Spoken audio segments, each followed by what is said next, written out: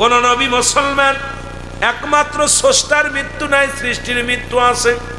সৃষ্টি জগতে যা কিছু আছে, এমনকি আজরাইল আলাইহিস সালাম উনিও সৃষ্টি জগতের, উনারও মালাকুল মউত, ও নিজের হাতে নিজের জানটা কবজ করা লাগবে। বাবারা, আমার কথা বলতে গেলে লম্বা কথা এসে যায়। যেদিন সব কিছু শেষ হয়ে যাবে, রব্বুল আলামিন ডাক দিয়ে বলবে, জিবরিল আমিন রে, এখন কে কে আছে? বলে, রব্বুল আলামিন আপনি আছেন আর আমরা চারজন আছি, মিকাইল, ইসরাফিল, আজরাইল আর মুসলমান। শুনে নাও জিবরাইল। রব্বুল আলামিন বলবেন, জিবরাইল রে, তোমার আর থাকার দরকার নাই, কারণ দুনিয়ার মধ্যে ওহী নিয়ে আর যাওয়া লাগবে না। যেমন রাসূল পাক সাল্লাল্লাহু আলাইহি ওয়াসাল্লামের ইন্তেকালের সময় আজরাইল যখন পাঠাইলেন, জিবরিল আমিনকে প্রথম ওহী নিয়ে পাঠাইলেন, জিবরিল যাও যাও আমার হাবিবকে জানায়া দিয়ে আসো, কারণ আর কতদিন আমার হাবিব দুনিয়ার মধ্যে থাকতে চায়। তখন আজরাইল আলাইহিস সালাম মুসলমান সোনার শের এক কর্নারে দাঁড়ায় দাঁড়ায় কেঁদেছিল। রব্বে কারিম ডাক দে বলে, জিবরিল তুমি কান্দো কেন? বলে, আমার রব্বে কারিম আমি এই জন্যে কান্দি, আজ থেকে আমার নবীজি যদি ইন্তেকাল করে আমি কার কাছে যাব ওহী নিয়ে? কারণ আদম নবীর কাছে আসলাম 12 বার, ইদ্রিস আলাইহিস সালামের কাছে আসলাম 4 বার, ইব্রাহিম আলাইহিস সালামের কাছে আসলাম 42 বার, মুসা আলাইহিস সালামের কাছে আসলাম 450 বার, আর রহমতের নবী রাহমাতুল লিল আলামিনের কাছে আসলাম 24,000 বার। সুতরাং আমি এই জন্য কান্দি, আমি আমার নবীর কাছে কোথায় আর ওহী নিয়ে যেতে পারবো না, আমি আমার নবীজির চেহারা মুবারকাত দেখতে পারবো না, এই জন্য আমি জিবরিল আমিন কান্দি। জিবরিলের কান্না দেখে আজরাইল ডাক দিয়ে বলে, রব্বে কারীম তোমার জিবরিল বিনয় বিনয় কান্দে। জিবরিল বলে, আল্লাহ আমি আর কিছুর জন্য কান্দি না, আমি কান্দি আমি আজ থেকে আর দুনিয়ায় কারোর কাছে ওহী নিয়ে যেতে পারবো না। আল্লাহু আকবার বলো না আমার বাবারা। আমার জিবরিল আলাইহিস সালামের কাছে আজরাইল চলে আসবে। আজরাইল বলবে, আসসালামু আলাইকুম ভাই জিবরিল। জিবরিল বলে, তুমি কে? বলে, আমি আজরাইল। বলে, এমন সময় তুমি কেন আসছো? বলে, রব্বে কারীম হুকুম দিয়েছে তোমার যেতে হবে। মুসলমান আল্লাহর কাছে ফরিয়াদ করবে, জিবরিল আমিন আল্লাহ সারা জীবন আমি ওহী নিয়ে গেলাম, আপনার বাণীগুলো আপনার বান্দা উম্মতের মধ্যে দিয়ে দিলাম, আপনার নবীগণকে আমি জানাইলাম, আমাকে একটু দয়া করা যায় না? আল্লাহ কয়, কোনো আফিল চলবে না, কোনো কৈফিয়ত চলবে না, কারণ তোমার আর প্রয়োজন নাই, কারণ তোমার জিন্দেগি তোমার, তুমি যেহেতু সৃষ্টি আমি স্রষ্টা, আমি স্রষ্টা থাকবো, সৃষ্টি থাকবে না, কারণ সৃষ্টি জগতের তুমি, তোমারও শেষ। জোরে জোরে বলো আল্লাহু আকবার। জিবরিল আমিন এত জোরে একটা চিৎকার মারবে জানটা নেওয়ার সময়, আজরাইল যখন জানটা ধরবে তখন এমন জোরে একটা চিৎকার মারবো, ওদিন যদি দুনিয়ার মানুষগুলো থাকতো, এই দুনিয়ার মানুষগুলো সব আটকেল করে মারা যেত। আল্লাহ বলবে, আজরাইল এখন কে আছে? কাছে মাবুদ এখন আছে। মুসলমান শুনে নাও, এখন আছে মিকাইল আলাইহিস সালাম। কয়, ডাক দাও তারে নিয়ে আসো, আর তার প্রয়োজন নাই, কারণ আমি রব্বুল আলামিন থাকবো, আমি স্রষ্টা থাকবো, সৃষ্টি কেউ থাকবে না, কারণ সৃষ্টি জগৎ সব যেদিন শেষ হয়ে যাবে, সেদিন হাসরের ময়দান খাড়া হবে, যেদিন আমি আল্লাহ শুধু হব কাজী, বিচারের ময়দানে দাঁড়াইব আমি আল্লাহ। মারহাবা বলো, আর একটু জোরে বলো আল্লাহু আকবার। আমার বাজান আজরাইল চলে যাবে মিকাইল আলাইহিস সালামের কাছে, মিকাইলকে সালাম দিবে, আসসালামু আলাইকুম ভাই মিকাইল। মিকাইল বলে, আলাইকুম আসসালাম। আজরাইল, এমন সময় তুমি কেন? বলে, আজো ভাই আজরাইল তুমি আমার কাছে কেন? তোমার তো আমার কাছে আসার কথা ছিল না।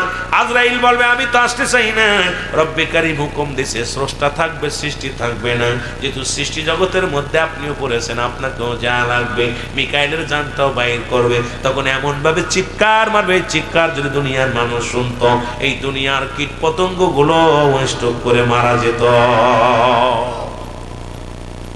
এবার মিকাইল আজরাইল আলাইহিস সালাম বলবে, আল্লাহ এখন তো আমরা 3 জন, 2 জন আর আপনি এখন মাত্র 3 জন। আল্লাহ কয়, আজরাইল তুমি কি শোনো না, স্রষ্টা থাকবে, সৃষ্টি থাকবে না, যাও যাও তুমি নিয়ে আসো কারে? ইসরাফিল আলাইহিস সালামকে নিয়ে আসো, যিনি সিংহায় ফু দিয়েছিলেন, ওই সিংহাটা পড়ে আছে পাহাড়ের একটা কর্নারে আছে, কারণ দুনিয়া তো সব জন্য বিচ্ছিন্ন হয়ে গেছে, এখন শেষ মাত্র, যাও তারও নিয়ে আসো। তখন ইসরাফিল আলাইহিস সালামের কাছে যাবে, ওই নামে একটা চিৎকার মারবে, উনিও দাবি করবে আল্লাহ আমাকে একটু দয়া করেন। কোনো দয়া হবে না, দয়া হবে না। ইসরাফিল আলাইহিস সালাম দুনিয়া থেকে বিদায় হয়ে যাবে। থাকবে আজরাইল। এবার আল্লাহ ডাক দেবে, আজরাইল তুমি পূর্ব থেকে পশ্চিম, উত্তর থেকে দক্ষিণ সমস্ত কোণাগুলো ঘোরো, দেখো কেউ আসেনি। উনি খেয়াল করবে, ধ্যান ধরবে। আজরাইল আলাইহিস সালাম ধ্যান ধরে বলবে রব্বি কারীম, আসমান জমিনের মধ্যে, সাততলা জমিনের মধ্যে এখন দেখি একমাত্র জিন্দা আপনি আর আমি, কারণ আপনি এই দুনিয়ার মধ্যে আর সৃষ্টি দেখি না, খালি স্রষ্টা দেখি সৃষ্টি জগতে আমি আজরাইল। আল্লাহ বলবে আর দেরি করো না, দাঁড়ায় আসো কেন? কারণ আমার খেলা শুরু হয়ে যাবে, তোমার রুটাও দিয়া দাও। বাঁচার কোনো পথ নাই, কারণ আমরা সৃষ্টি। থাকবে কে? এই যারা বলেন কে থাকবে? স্রষ্টা, সৃষ্টি থাকবে না। আজরাইল ভয়ে কাঁপবে থরথর করে। আল্লাহ কি কয়? কখনো জানে না যে আজরাইল ওর মরতে হবে। আজরাইল নিজেও জানে না যে ওর জানটা দিবা লাগবে। চিন্তা করতে সব যেহেতু শেষ, মানে আল্লাহ আমার বাঁচায় রাখতে। কথা বুঝিনি রে? আল্লাহ আজরাইল, স্রষ্টা থাকবে, সৃষ্টি থাকবে না। তুমি কি? আল্লাহ আমি সৃষ্টি। তাহলে দেরি করো না। আল্লাহু আকবার বলেন না? আর দেরি করো না। টাকাওয়ালা, বাড়িওয়ালা, এটা গান গায়, বাড়িওয়ালা নাই রে বাড়ি নাই রে দুনিয়াতে, ঠিক না? বাড়িওয়ালা বাড়ি নাই, বাড়ি ঠিক আছে। আজরাইল একটা চিৎকার দিয়ে বলবে মালিক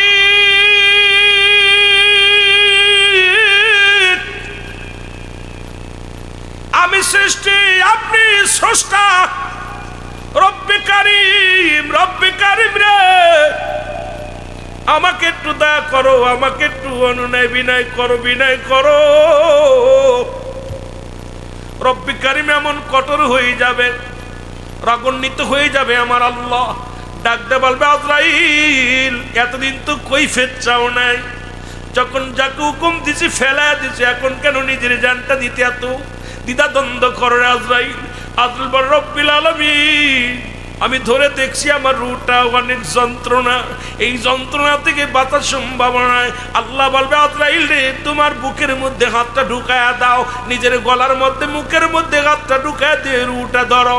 আজরাইল যখন নিজের রুটা ধরবে, এমন জোরে চিৎকার মারবে, বলে আল্লাহ ওরে মৃত্যু যন্ত্রণা এত কঠিন রে, আমি আজরাইল কত কষ্ট দিয়ে দুনিয়ার মধ্যে কত মানুষের রূহ নিছি, কত জীবজন্তুর রূহ নিছি রে, আমি দুনিয়ার মধ্যে এত রূহটা এত যন্ত্রণা। আমার রব্বে কারিম ডাক দে বলবে আজরাইল, আজরাইল তাড়াতাড়ি রূহটা দিয়ে দাও। সঙ্গে সঙ্গে আজরাইল মুসলমান এই হুকুম তালিম করতে যে রূহটার ধরবে, একবার দুবার এরকম ধরবে আর ছাড়বে, ধরবে আর ছাড়বে আর কান্দবে। আল্লাহ এই মৃত্যু যন্ত্রণা এত কঠিন রে, এই মৃত্যু যন্ত্রণা এত কঠিন। রব্বে কারিমের হুকুম তালিম করতে যাইয়া আজরাইল তার নিজের রূহটা নিয়ে রব্বে কারিমের কাছে জমা দিবে। জোরে জোরে চিল্লায় বলা যাবে না আল্লাহু আকবার। শেষ, বাঁচবি কোথায়? এই আসি আসি রাব্বা। আহা কত যুবক এই ভয় অন্তরের ভিতরে না। মরা মানুষের দাদার দাড়ি ধরে সেলফি তো। কদিন আগে আমি দেখা খুব আশ্চর্য, মরে গেছে দাদা, দাদার লাশ কবরে দেওয়ার আগ দিয়ে নাতি ছেলে দাদার দাড়ি ধরে সেলফি তুলছে, এটা আবার সোশ্যাল মিডিয়ায় ছাড়িয়েছে। আমি আশ্চর্য হয়ে গেলাম, আরে মানুষ মানুষ কোথায় যে দাঁড়াইছে? মানুষ মরা পর মরা মানুষকে নিয়ে সেলফি তোলে।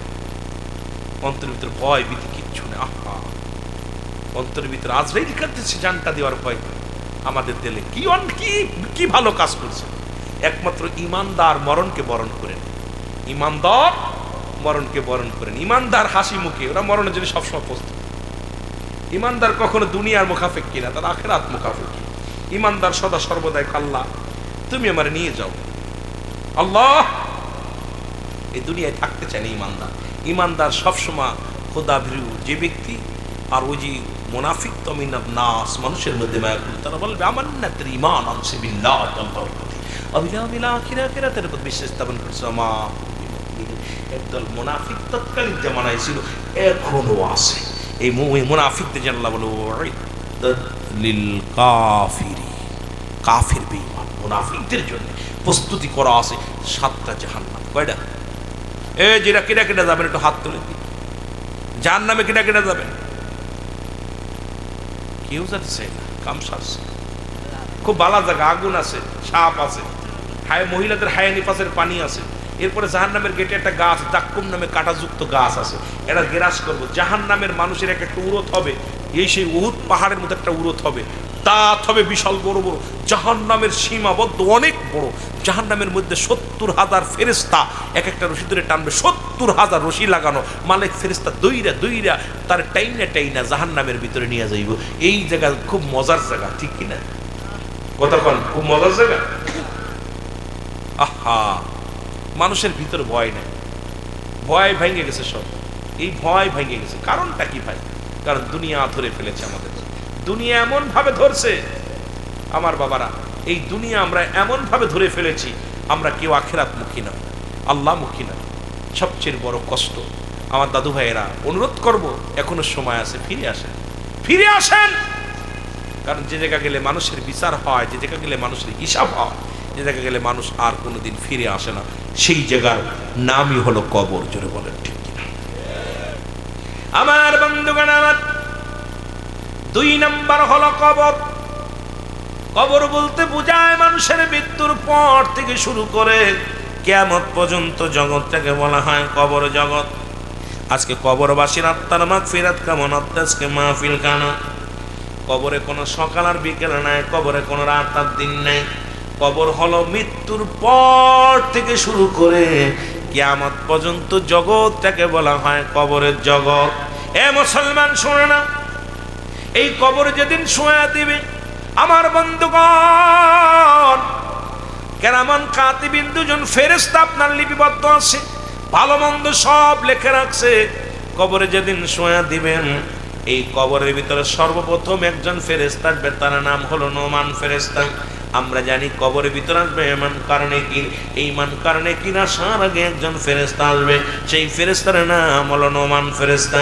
নোমান ফেরেশতা সালাম দিবে, আসসালামু আলাইকুম পীর সাহেব কেবলা হুসাইন আহমেদ সাহেব শোনো।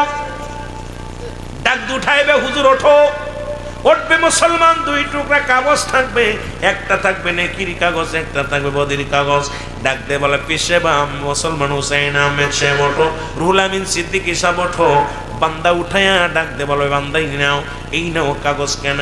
এই কাগজটা ধরা দিবে, দেখবে রে 40 বছর 50 বছরের জিন্দেগি কত রাকাত নামাজ পড়ছি, রোজা রাখছি, হজ করছি, যাকাত দিছি, দুনিয়ার ভালো কর্ম করেছি। তখন ডাক দে বলবে, ও ফেরেশতা, এত সুন্দর আমল নামা, আমার সুন্দর আমল নামাগুলো।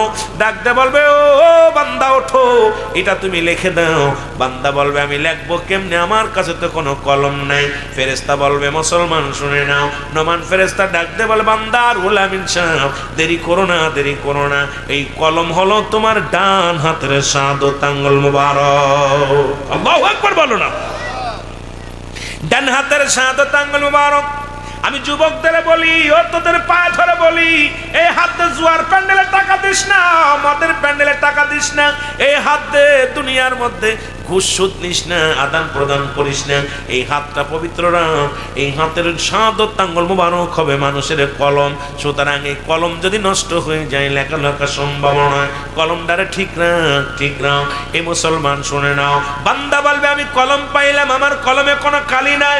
ডাক দিয়ে বলবে, ও আল্লাহর বান্দা, কলমের কালিগুলো তোমার মুখের থুতু মুবারক। সুতরাং আমি আপনাদেরকে বলে যাই, পায়ে ধরে বলে যাই, যুবক বন্ধুরা তোমাদের হাতে ধরে পায়ে ধরে বলে যায়, ওরে মুসলমান শুনে নাও, আজ থেকে মুখের মধ্যে আর বিড়ি দিস না, মুখের মধ্যে আর গাঁজা দিস না, মুখের মধ্যে আর ইয়াবা দিস না, এই মুখের মধ্যে ফেন্সিডিল দিস না। দয়া করে ও যুবক, হিন্দুরা মরে গেলি দেয় আগুন, আমরা মরার আগে আগুন দেই মুখের মধ্যে। আমি আজকে তোদের পায়ে ধরে বলে যায়, করো জোরে অনুরোধ করে যায়, আর মুখ দিয়া বিড়ি টানিস না, গাঁজা টানিস না, মুখ দিয়ে হারাম বকন করিস না, মুখ দিয়ে কাউকে গালি দিস না, কারণ এই মুখের থুতু মুবারক হবে কালি। আর একটু জোরে বলে, ও বোড়ার চুল পেকেছে, পাকছে দাড়ি, গাল করেছে ব্যাক, তোরা দেখ তোরা দেখ রে তবু বুড়া টানে সিগারেট, যদি কোন ঠিক কিনা। ও বুড়ার পাও গেছে কবরে, বুড়া হাতে নিছে লাঠি, বুড়ার মুখে জলে বাইরে, বুড়ার মুখে জলে বাইরে, জুনের গুদের বাতি, গোড়ার চুল পেকেছে, পাকছে দাড়ি, গাল করেছে ব্যাক। তোরা দেখ রে তবু বুড়া টানে সিগারেট, ঠিক কিনা? জোরে কও ঠিক কিনা? দেখছেন না, বুড়া হয়ে গেছে, চুলগুলো পাইকে গেছে, দাড়ি টান দিতেছে, দুই পাশে ভাঙ্গে শুয়ে চলে যাচ্ছে, কপাল পুরা, তাও বিড়ি ছাড়তে পারতেছে, বিড়ি ছাড়তে পারতেছে না। ওই জন্য আমি কিছুদিন আগে একটা গান গাইলাম, খারে জম্মের খাওয়া যত খাবি খা, কবরেতে আগুন পাবি, বিড়ি পাবি না, ঠিক না? কবরেতে আগুন পাবি, বিড়ি পাবি না। ফেরেশতারা খায় না ঘুষ, থাকিবে না তোর যে হুশ, মুগুর মারিবে ধরে, মুগুর মারিবে ধরে, রক্ষা পাবি না। কবরেতে আগুন পাবি, বিড়ি পাবি না। খারে জম্মের খাওয়া যত খাবি খা, তোরা সারে জম্মের খাওয়া যত খাবি খা, কবরেতে আগুন পাবি, বিড়ি পাবি না। পিপাসা লাগলে পারে, মহিলাদের আইনে পাশের পানি এনে, জোর করিয়া গিলাইবে, জোর করিয়া গিলাইবে, সারা পাবি না। কবরেতে আগুন পাবি, বিড়ি পাবি না। কবরেতে আগুন পাবি, বিড়ি পাবি না। খারে জম্মের খাওয়া যত খাবি খা, তোরা। আমি তো বারণ করতেছি নি, বারণের পক্ষে না, যত খাবি খা। কারণ যারা খায় ওদের 2 প্যাকেট মরার সময় 2 প্যাকেট যায় না মাছ ইসির মধ্যে, ওই কাফনের কাপড় দিয়ে দিয়াই বালা, যেরকম ঠিক কিনা? ফেরেশতাদের কইবা আমি বিড়ি খাইতাম, বিড়ি খাইতাম। আরে কপাল পুরা যুবক, পায়ে ধরে বলে যায়, কি বলবো, আমার দেশে অনেক পিসে বুগান যায়, টান মারে, ঠিক কিনা? রাগ করেন নি? আমার জানা মতো অনেক পিস সাহেব আছে, বিড়ি না খেলে তাদের নাকি হাগা হয় না, ক্লিয়ার হয় না। অনেক মৌলবী আছে ধূমপান করে এসে মাহফিল ওয়াজ করে, খোদার কসম অনেক বক্তার পরে ওয়াজ করতে যে এত কষ্ট পায়, এই যখন কথা কইতে খালি বিড়ির গন্ধ বের হয়। আর ওই ওর বউ থাকে কেমনে আমি এটা বুঝি, বিড়ি খাইলে গায়ে গন্ধ, বিড়ি খাইলে জামায় গন্ধ, বিড়ি খাইলে দাড়িতে গন্ধ, বিড়ি খাইলে গায়ের মধ্যে গন্ধ, ওর বউ থাকে কেমনে ওর কাছে, এইটাই বুঝে কুল পাই না। গন্ধ না, গায়ে গন্ধ, মাইকের গন্ধে আমি টিকতে পারি না, ওর গায়ে গন্ধ থাকলে ওর কাছে বউ সই কেমনে?